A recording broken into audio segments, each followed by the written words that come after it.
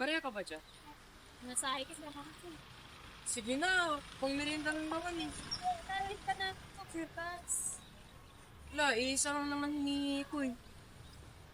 Sige na nga, ito na nga.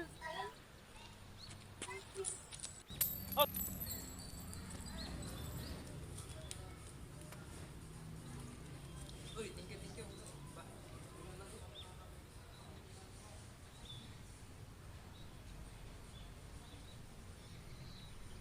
Hindi ka pa ba kakain? Mamaya na lang.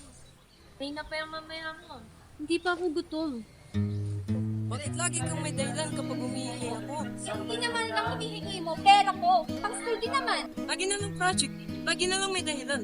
Parang may inuna ka lagi. Eh, di ba kailangan natin ako project bukas? Pang print tsaka sa materials? Ipera mo naman kahit hindi lang. Malaki ba naman yung hinihingi ko? Eh, hindi rin naman yung maliit para sa akin eh. Kung ibibigay ko sa'yo, kung ipapahiram ko, wala. Wala na tayong pang project. Okay, so mas mahalaga yung pera mo kasi sa akin?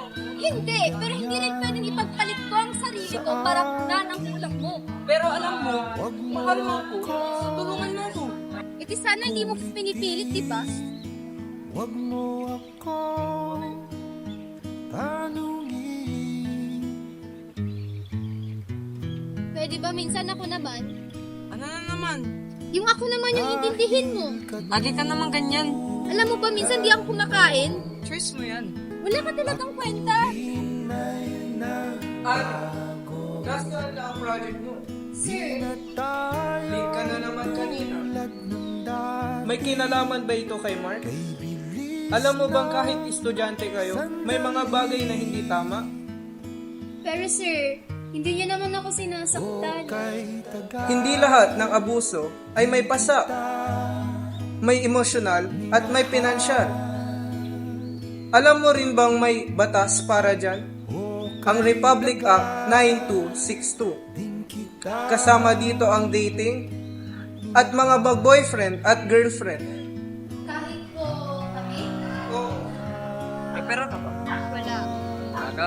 Oo, So ganito ka na lang ngayon. ganito na ako noon. Ngayon ko lang pipiliin ang sarili ko.